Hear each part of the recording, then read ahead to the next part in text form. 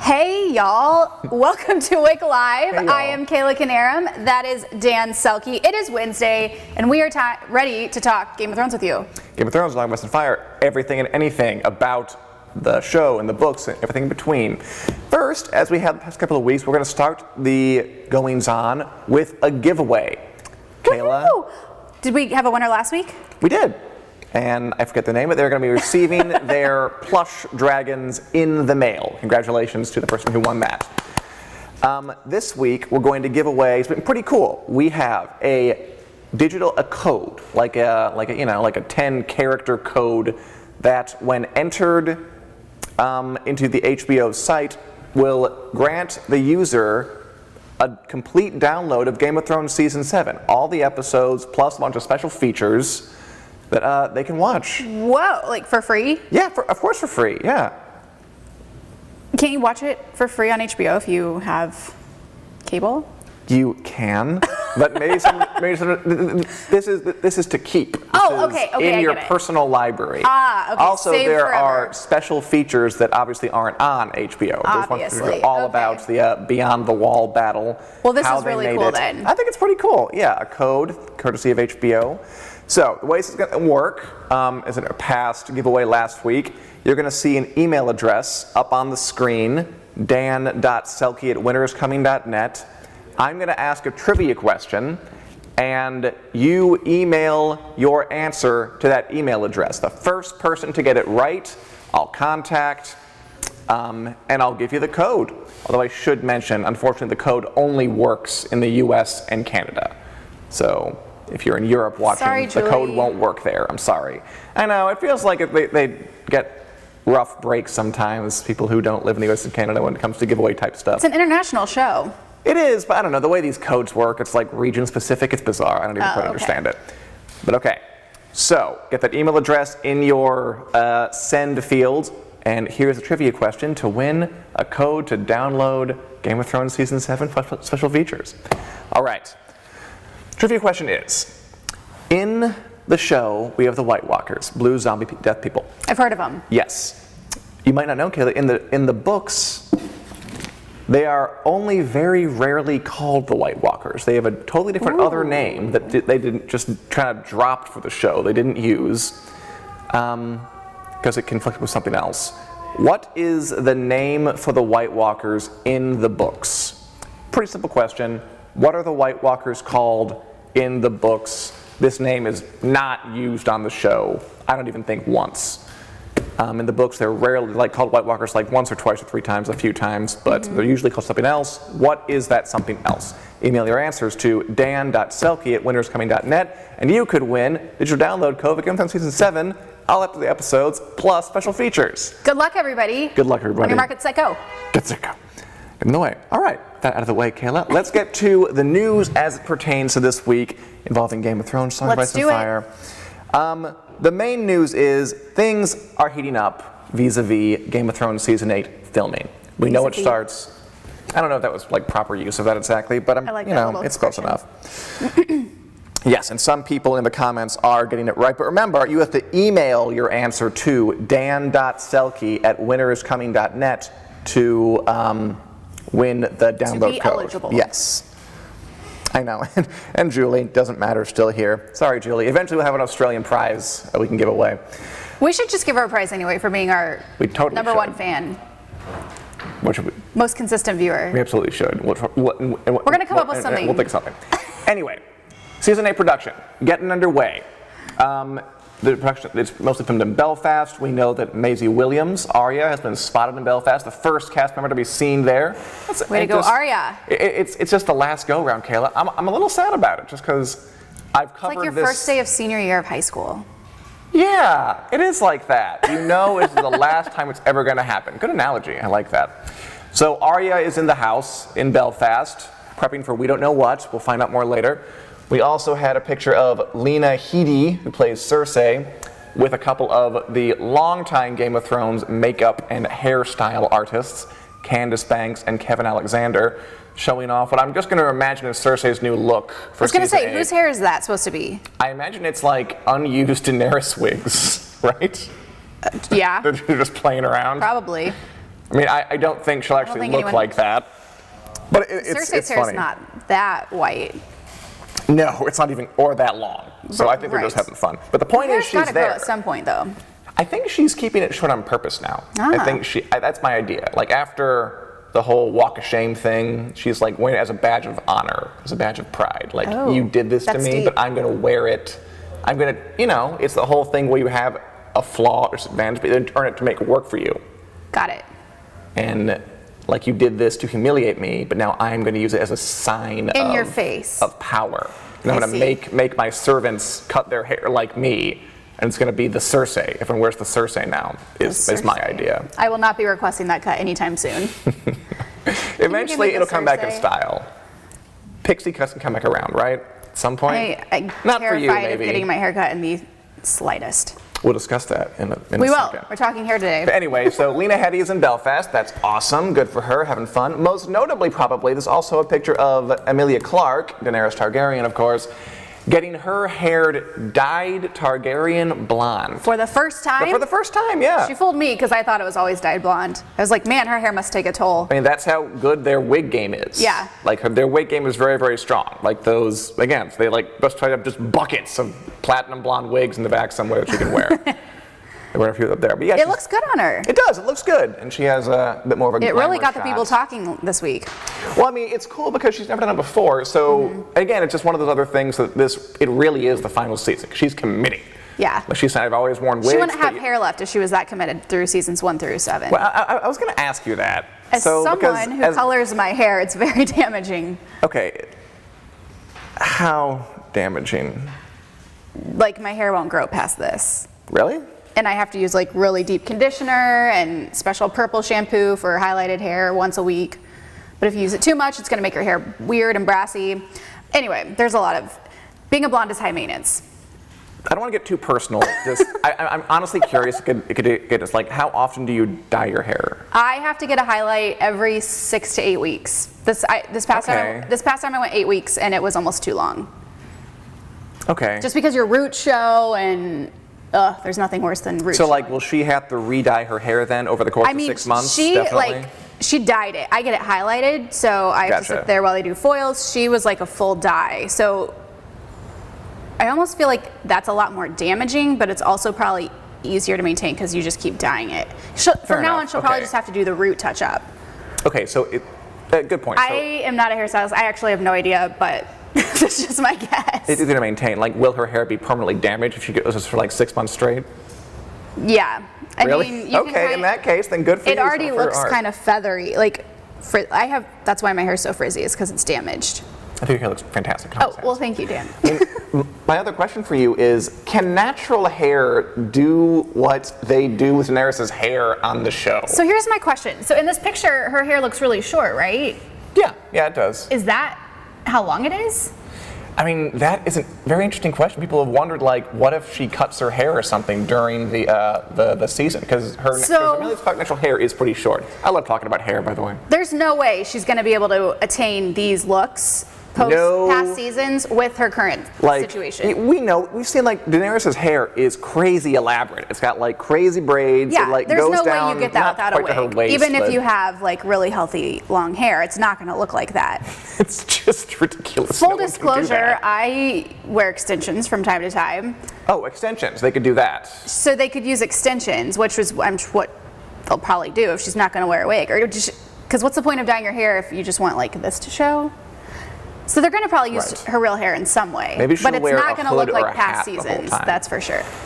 What if she's cutting her hair? That'd be a good one. Maybe they march through the streets like Cersei and cut her hair or something. No. It'd be rough, but it could be possible. By the way, hello, Daniel Smith says hello. Cassie Zamudio doesn't think that pic is Emilia. That is Emilia Clarke, Cassie Zamudio. She has put up her things on her Instagram. She's going all out for this. But she'll definitely need extensions. I think this is fascinating, by the way. Just, I don't know. I never have to do anything beyond, like, go get a haircut every, Guys have it so easy. couple of months. They really do. Just all this world of extensions and dyeing and highlights and... Maybe next week I'll bring in my extensions and show you how they work. See, I feel like you're joking, but I would like to see that. Dan, you watch me put in my extensions every day. I don't notice it. Like sometimes I'll look over and they'll just like have some hair in her desk and I'm like, what the hell? It's surprising every time. Oh, it's fun. But I'm not wearing them right now because I got my hair cut and it's too noticeable. You look great. Thank you. Anyway, moving on from hair, and if you have any comments, by the way, we are monitoring it. Happy to chat, get back to you. One more thing I want to talk about before we get into our new series is really fast. I'm always interested in this, the way Game of Thrones helps HBO kind of have a leg up on the competition or what it's doing for the business of TV. Are you familiar with HBO Now? Yes, that's what I used to watch Game of Thrones. Is it really? No, just kidding. HBO Go. Right, use HBO Go. I thought you did. HBO Now is what? HBO Now is HBO's over-the-top streaming service. It's a thing that, like, HBO Go is a service you have access to if you subscribe to HBO. Okay. HBO Now, it's like, and HBO comes as part of like a cable package, right? Along with a bunch of other things. HBO Now is just like you pay, I think it's like $14 a month, I want to say, and you just get access to HBO stuff online. Like you don't have to buy other channels with it. It has nothing to do with TV. It's just the internet. So it's like a Netflix. It's like a Netflix. It's like a Hulu. It's like all the other things which we talked about are kind of proliferating. Becoming too much. I mean, but can you get everything? At least HBO. Can you get everything on HBO Now that you get on HBO Go? Yes. It's just basically not buying a cable package. Yeah, it's just people who don't want to buy a cable package and just want the HBO shows to just have that. Which is it's the cord cutter movement, is what it's called. Interesting. But yeah, they launched it a few years ago, and they did lose a few subscribers when, Stacey Leo loves HBO Now. I'm glad it's working out for you. I mean, that's what they want. Really quick, Susan Young Hilleber thinks that traveling on Drogo, he'll burn Daenerys' hair off. I was thinking something with fire. Yeah, I mean, she's around a lot. It's kind of a miracle that's happened already. In the books, in fact, whenever she goes into those kind of fire things and survives it, her hair does burn all the way off and then grows to grow back. Burnt hair is actually the worst smell. Where would you have smelled burnt hair? It's a long story. Okay, another episode. Friends and I were doing like a sleepover thing in grade school Really? and had candles burning. Ouija board was involved, and sounds great. my friend's hair caught on fire, and we were like, okay, we're quitting this. It's very scary. Something's happening. Don't mess with the dark forces. And Kate. I also have burned my hair. I've straightened my hair and fry it. For sure, it's for not sure. the same, but burnt hair stinks. Anyway. So maybe that'll happen. That could be exciting. Maybe they'll mention that. And I was just saying that after season 7 ended, they did lose subscribers to HBO Now or lost revenues, but not nearly as much as they used to after seasons 5 and 6 ended, which is about when it came out. So it's leveled off. So it's been around long enough to kind of become sustainable, even without a big thing like Game of Thrones hyping it, which you might not like because you're a little bit upset about all the proliferation of all these different It's just services. becoming too much. Like, I don't want to have to spend money for each app when I already have cable. I don't want to get rid of that because I've got all my channels. Right. But then I also have Netflix because I'm a huge Netflix fan. Of course. And now we're getting like a Disney app and Now Hulu is getting bigger and bigger. Yeah. Amazon. It's becoming too much. Well, for now at least, Game of Thrones will be on HBO Go and HBO Now and just HBO normal on the schedule, so we don't have to worry about it. But it is one more step toward the bubble. We'll see. It is. Anyway, Kayla, now we're going to have a new segment, but there's a twist. Why don't you explain it? Well, I will be parting ways at this moment during the show each week because we have Josh joining us now who will be reading The Song of Ice and Fire. We're going to read every book in the A Song of Ice and Fire series, a few chapters at a time. Will depend on what the week is. The new series is called A Song of Dan and Josh. Josh being fan-sided editor and Switch Army Blade type professional, Josh Hill. I love you guys and I love Game of Thrones, but I just don't have the attention span to read the books. Which is fine. Not everybody likes, to read long, ponderous books. Like some people like to prefer TV, or some people prefer books. I'll watch the series again for sure. Yeah, you're a show kind of person, and that is fine. But this is an important part of Game of Thrones mythos. Obviously, people love the books. They're very deep. They're very dense. So we thought we would go through them, and we hope you guys join us on this journey. A Song of Dan and Josh. We're going to try it out. Josh Hill, come on out here.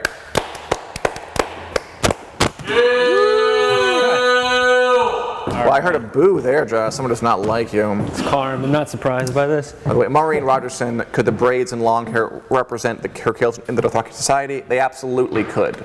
Yeah, like we said early on, the Dothraki, the more battles you win, the more braids you get. Dany has like 30,000 braids by this point. Will she have them next year with her natural hair dyed blonde? Who knows? Because again, they can't do her crazy braids with normal human hair. That's just not possible. I didn't know either that she was wearing a wig. I think I figured it out at some point, but which is a credit to the show's wig game. I mean, it is. Lena Headey as Cersei also wears a wig. It's never not. Yeah. Always wears her hair. I think maybe that's what I was thinking of. Lena Headey, not. Yeah. Sansa wore a wig this past year. Yeah. The red hair. All right, Josh Hill. All right. So you remember Josh Hill? He was on here to discuss a couple of the episodes of season 7 while we were doing it. Yeah. And you're a reader, Josh. I am. You enjoy a good book, and I thought we would go try this out. Song of Dan and Josh, or a theme song, or a song, and talk about each chapter of the book, or a few at a time, how they relate to the show, what you pick up on them, what you don't pick up on them, what you find intriguing about them. Just kind of walk through it, and we can read through it, and you guys can join us. Yeah. We'll tell you what chapter we're reading every week, and I hope it'll be a satisfying and worthwhile adventure. Yeah, I mean, I've never read the books before, so this is a good experience for me too. Yeah, I've only been, for the years that I've been covering, 7 years now at this point of watching Game of Thrones for Fansided, and never read the books. Whereas I have read the books multiple times. So it's kind of like Kayla knows nothing. Yeah. Where I've seen the show and she hasn't, only I've read the books and you haven't. Yeah. So we'll see where it comes. So we're going to start this week with the prologue to A Game of Thrones.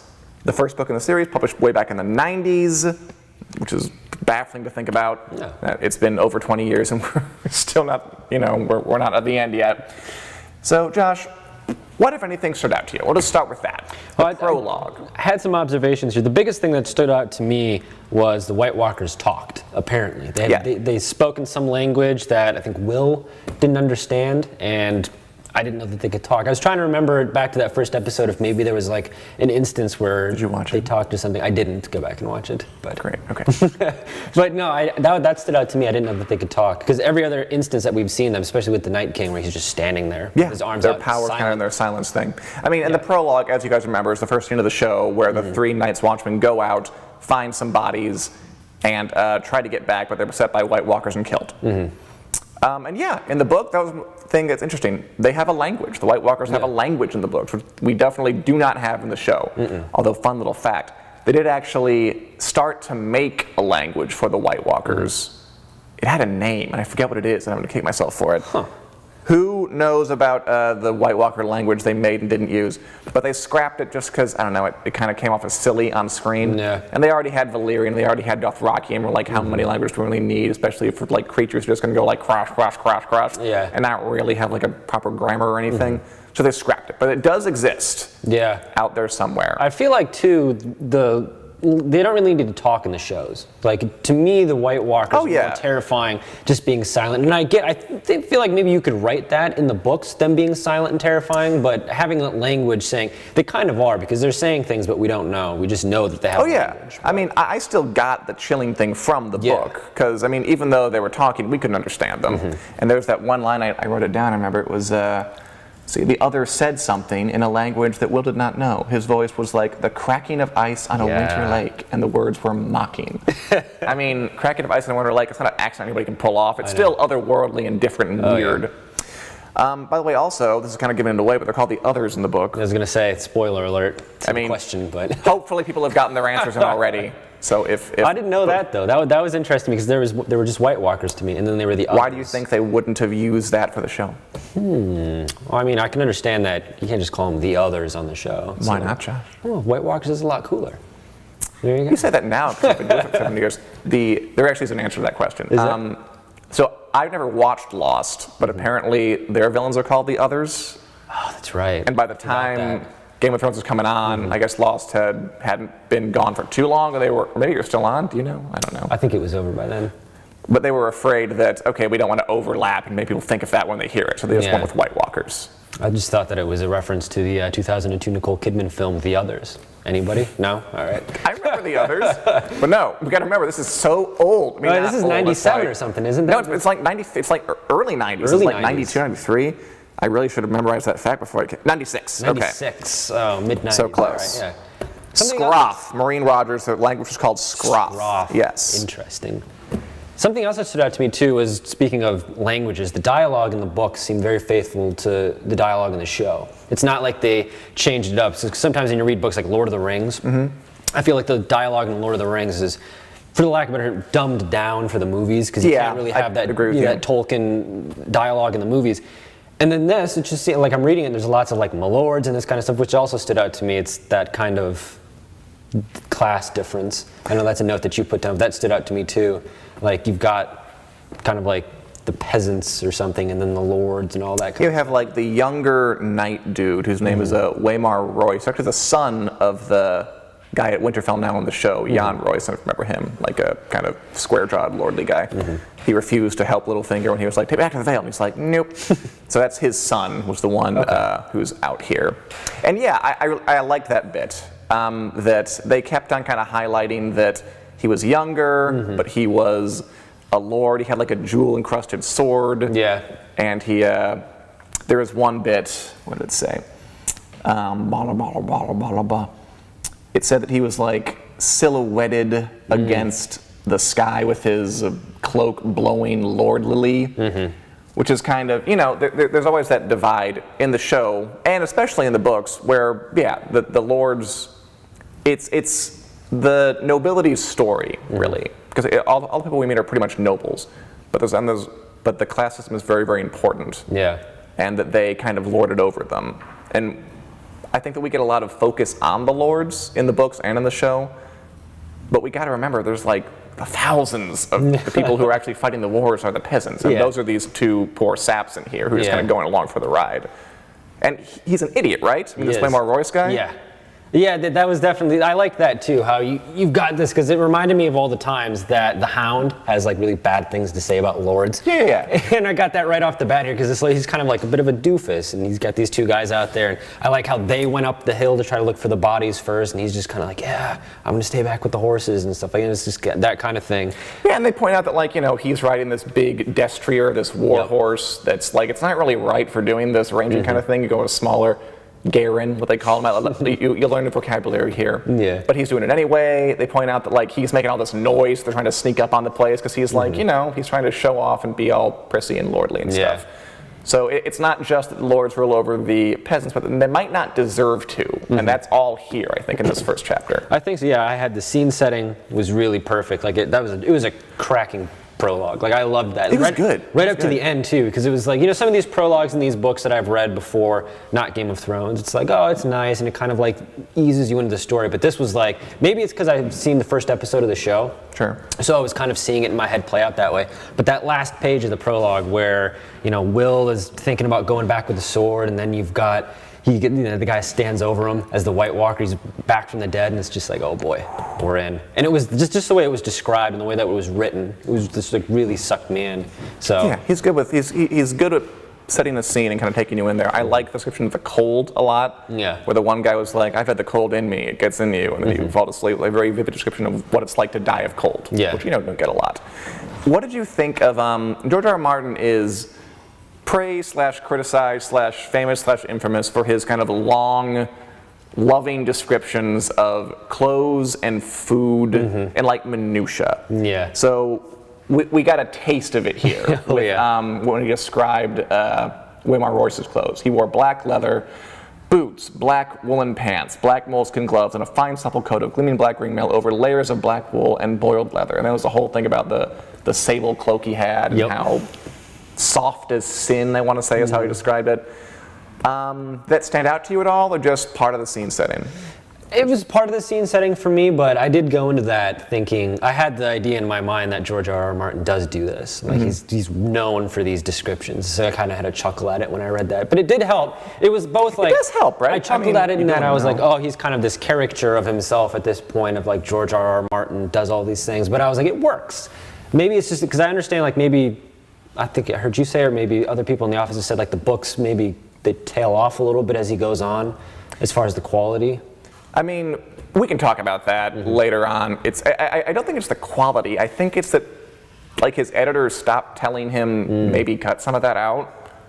Like I think in the later 2 books, people kind of stop telling him no. Oh. Like if he wants to do something, he's a bestseller. Who's going to say no now? Yeah. So they get kind of bloated, I think might be the word for it.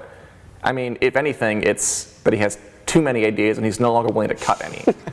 Yeah, Now he doesn't have to. Yeah, it felt very tight to me. It was tight. I mean, it's like 10, 11 pages, and it's just a good introduction. Even with those long descriptions of the clothing, and like you described the sword, like the White Walker's sword in great detail. Yeah, that was a good thing, And I felt that it helped. Like it was a very long description, but I was like, oh yeah, I get it. It was like a sword that wasn't, like made by humans or something like that. I forget what the exact word was. It was evocative. And again, it's like, there was a ton in here. There was the thematic stuff with the class. There was... you get introduction to the mythology of like the Wall and the Night's Watch and the White Walkers were all in there, or the others we're going to call them here, I don't know. The class stuff, you kind of introduced to the world, the medieval kind of world they're in. You get the idea that the other Night's Watch know more about the White Walkers than he does. Yeah. So it's all very tight, but that's a lot of information that's all very important. Oh yeah. And it's all kind of packed in there. And I feel like as the series goes on, maybe you have less important information spread over a bigger span. And it's just not as condensed and nice. Well, and another thing that it wasn't a long description. Get there. Yeah, this wasn't a long description. It was just a line that I read in there. It was like, I forget who said it, but they were asked about the wall, and they were like, the wall. He's like, how do you see the wall? And he's like, I see it weeping. And I was like, that was really interesting to me, that it just kind of like, again, maybe it's because I've seen the show and I know the Night's Watch and what their life is like, but that kind of signified to me that it's not like this grand thing, like they're not out on this grand adventure to try to do this thing beyond the wall. It's like, this is their life, this is the Night's Watch stuff. thing. Yeah, so that kind of stuck out to me, but I think maybe that was an instance where the show helped me understand something. But. I mean, do you think that the show did a good job of kind of capturing this particular thing? I think so, This scene? I'll say that I was more captured by the book prologue than I was by the first scene of the show. Oh, sure. I mean, they spent like 10 pages to do. Yeah, it was like 10 pages or something like that for like 3 minutes of airtime. I think 3, 4, 5, something around that. But it was just maybe it was the description. And I mean, there's less dialogue. There are some lines right in the show. I watched it before we came on here. There's less of the dialogue makes it. I mean, in the show when he finds the bodies, they're all like cut up and all arranged in a circle. Like in here, he just finds some dead people. Yeah. So they kind of hype up the gruesome factor of it for TV, which is okay. And you don't get as much a sense of like their character, but I mean you can't. No. Like it's a book. You can get inside people's heads and you can have them say more things and describe them in detail. In the show, you just gotta they're all on the screen together. You just gotta look at it. And if you see it, you see it. And if you don't, you don't. Yeah. That's TV versus books. That's just what it is. I think this did a good job adapting it for the TV, and I think you'll find that as we go through the first book, the first season is like almost faithful to a fault, or it tries really hard to stick close to the book, and then it kind of meanders off in the later seasons. Yeah, I mean, I can see that because the show is past the books at this point, so it feels like there is like this trajectory where they meet up, and then the show starts to become its own thing, which is why I'm excited to get deeper into the books to see not more just like the characters, but just how it starts differing. And where's like that end point where it's like, oh, the show is here and the books are clearly still here. It could take a long while. I want to crave Winds of Winter as much as all the other Game of Thrones fans, because right now it's like, oh, he hasn't published Winds of Winter. I'm like, oh, it's a bummer. I want to be angry about it. Come on. Good. I hope you will be. By the way, Maureen Rogerson says that you guys have inspired me to read the books. All right, Yes. Maureen. I recommend you read the books. Read them with us. Yeah. I think next week what I'd like to do is read the next 2 chapters. 2 chapters. Because I mean, like, look, if we read 1 chapter at a time, we will be here for like the next 11 years. Like, we're not going to do that. I think next is the first Bran chapter and the first Catelyn chapter. Okay. Kind of set up Winterfell for you. Yeah. And we'll do that. Any other thoughts, Josh? No, I mean, I'm excited. The prologue just brought me in. Yeah, they're good. I mean, they're not a huge success for no reason. They're solid. They're very good books. And if you guys haven't read them, I hope you read them along with us. If you have read them already, hope you read them all again. So we'll have a fun time. Congratulations to whoever won the giveaway code. We'll see you next week, Wednesday at 4 for more Game of Thrones news, more Song of Ice and Fire news, and a second episode of A Song of Dan and Josh as we read chapters 2 and 3 Read them with us. A Game of Thrones.